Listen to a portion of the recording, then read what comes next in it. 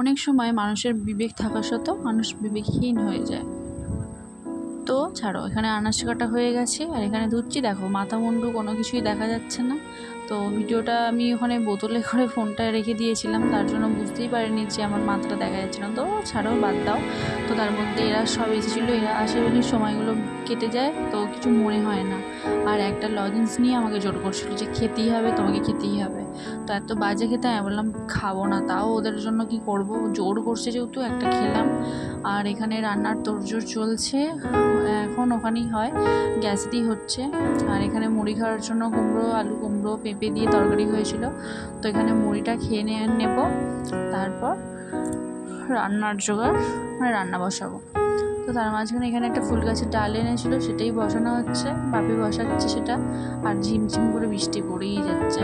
তার মধ্যে আমরা মুড়ি খেয়ে নিলাম। তো মুড়ি খেতে খেতে একটু গল্প হচ্ছিল। গল্প বলতে গেলে এই কখন কি করলে কি হয়, টুকটুক করে একবারে তো প্রত্যেক দিন সম্ভব নয় সব কিছু পরিষ্কার করা। তাই ভাবি বলছে যে এরকম একটা একটা করে একদিন করে পরিষ্কার করলে অত কিছু মনে হবে না, কারণ সারাদিনের পর আর মনে হয় না যে সব কিছু পরিষ্কার করে। কাজ কিছুই নেই বাট রান্না খাওয়া, তাও টুকটাকের মধ্যে। আর এই দেখো ঝিমঝিম করে জল পড়েই যাচ্ছে। তাই জন্যই ভাবি বললো আজকে ওর বাইকটা পরিষ্কার করা হোক। আসলে বৃষ্টিটা হলো বলেই ভাবি আজকে বাইকটা পরিষ্কার করলো, কারণ রাস্তার সামনেটা জল হলে কাদা হয়ে যায়, তার জন্যই। বৃষ্টি হচ্ছে, কাদা এমনিতেই হবে, তো কেউ কিছু বলে না, বাট তাও। তো আজকে মা বললো তরকারিটা আমি করছি। তো মা এখানে পুঁই শাক দিয়ে, আলু দিয়ে, কচু দিয়ে, মূলো দিয়ে, সব রকম সবজি দিয়ে একটা তরকারি হচ্ছে, সর্ষে বাটা মশলা। তো তার মধ্যে এখানটা আমি একটু পরিষ্কার করতে আসলাম। এখানটা হোম থিয়েটারটা আছে, তো ওটার নির্দিষ্ট একটা জায়গা এখনও করা হয়নি ভালো করে যে রাখা হবে। তো এখানটাতেই আছে, তো এখানটা এমনি একটু পরিষ্কার করছি। আর অনেক দিন দেখবে মোছামুছি না ঝাড়াঝাড়ি করলে সেখানটা একটু নোংরা টাইপের হয়ে যায়।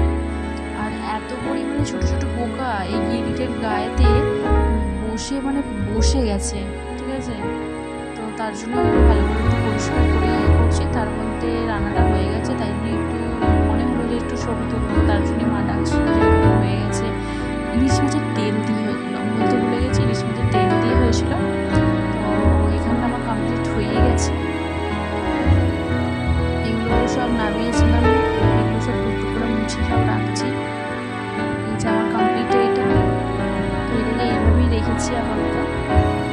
তার মধ্যে দরজাটা প্রচুর পরিমাণে বললাম পোকা হয়ে গেছিল প্রচুর পরিমাণে, তার জন্য একটু ভালো করে পরিষ্কার করলাম। আবার সামনে পুজো আসছে, তো একটা একটা করে পরিষ্কার করতে হবে, আর একেবারে হয় না সব ক্ষেত্রে। তো এইভাবে পরিষ্কার করার পর এখানটা মুছে ঝাটপাট দিলাম, মুছলাম। মোছার পর ওখানে রান্না টান্না হয়ে গেছিলো। আজকের মতো এইটুকুই।